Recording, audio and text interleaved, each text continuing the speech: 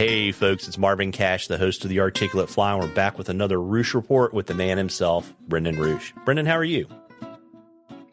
Doing well. Can't believe it's already been 2 weeks since our last report. It's been 2 weeks and a day. I let you play hooky to go see the Phillies. Yeah, pulled out of Wayne. It was a great game to be at. Lucky to have a brother who can support me and doesn't hate you. It's all good. Yeah.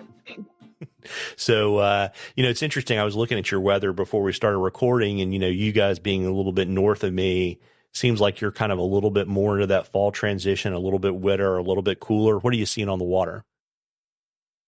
The forecast is looking kind of wet and kind of cool. I still wish we would just get a big dump of rain, blow everything out, and just give us some water. But yeah, at least we're going to be getting a little bit of water in the systems. The last week was very low. Depending on where you were, there could have been lots of grass, but every cast was either grass or a bass. So fish have been very willing to eat.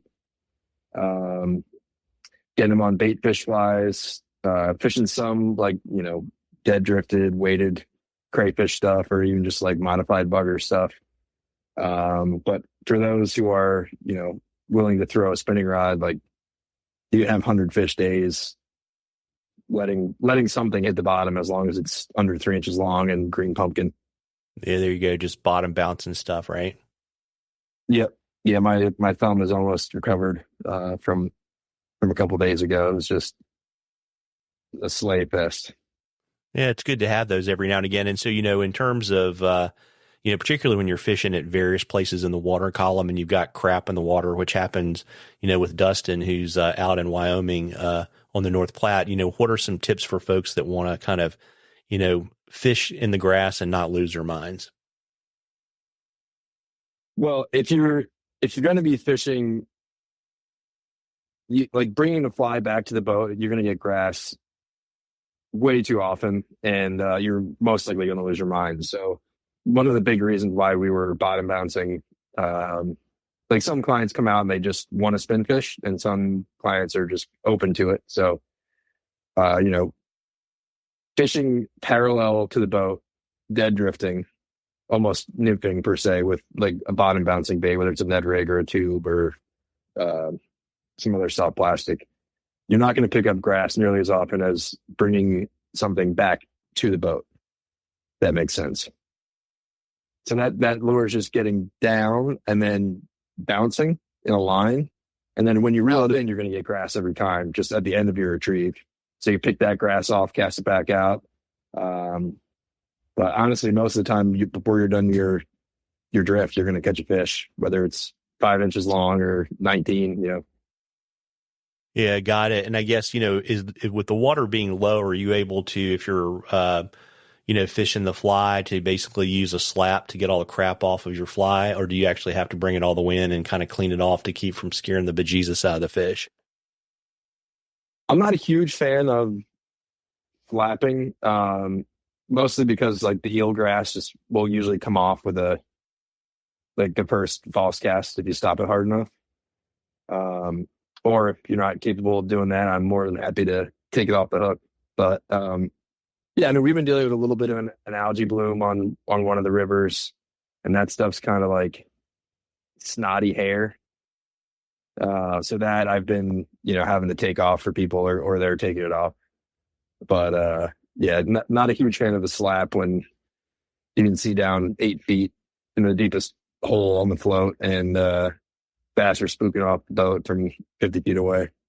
Yeah, because you got your your Sonos on the boat rocking the Morrissey, scares the hell out of them, right? I had a really good day with Slick Whitman from Housefly, and we were playing some very chill music, some Graham Parsons, some Willie Nelson. That wasn't Sean's choice. He doesn't really know anything about music, but our buddy Adam Naples had that country vibe going. But yeah, we didn't spook any fish on it. We actually caught the biggest fish of the week that day. But I still don't think a mild volume speaker will spook fish, but others will. disagree with me. Yeah, well, if you put that powered subwoofer in the bow, that's a problem. But it's funny. Yeah, leave that to the boys in Michigan. Yeah, exactly. The just run it off the trolling motor. It's all good.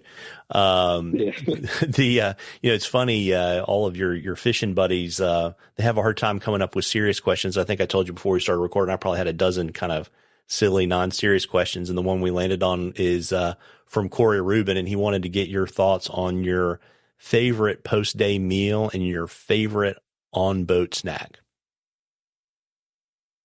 So, favorite on-boat snack, just kind of happened to grab a fistful of dried pineapple and a fistful of pecans out of Chris Willen's boat back in June.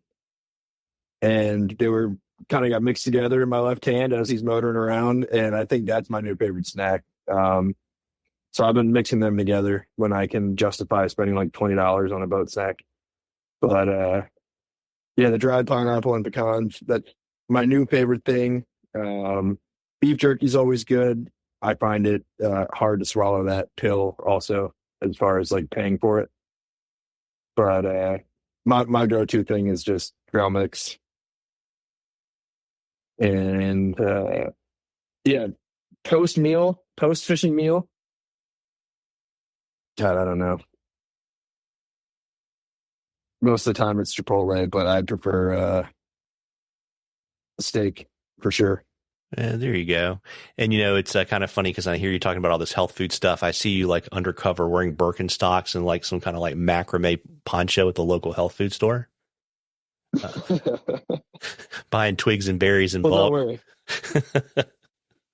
I supplement all of this with a healthy dose of Reese's Cups. Yeah, there you go. Just to keep me at a nice pudgy level. There you go. You don't want to get to fighting weight too soon. So, folks, we love questions on the Articulate Fly. You can email them to us or DM us on social media. And if we use your question, I will send you some Articulate Fly swag. And by the way, the burner accounts, they seem to like not want to send me their address, which is kind of funny. But I'll send you some Articulate Fly swag. And then we enter a drawing for a cool kind of swag bundle from Brendan that's got, Ruch angling stuff, housefly stuff, and log jam stuff. And, like I always do, Brendan, we're always looking forward, trying to help people find you to get in the boat. What do you have open and how should people reach out? I've got some scattered days available in October. Would love to do some swim fly floats.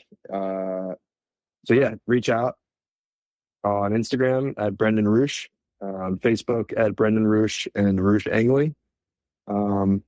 We're kind of in the twilight of the 2024 bass season here, and it's going to switch over to muskie pretty shortly. So if you want to get out for a big fat fall smallmouth, now's the time to do it.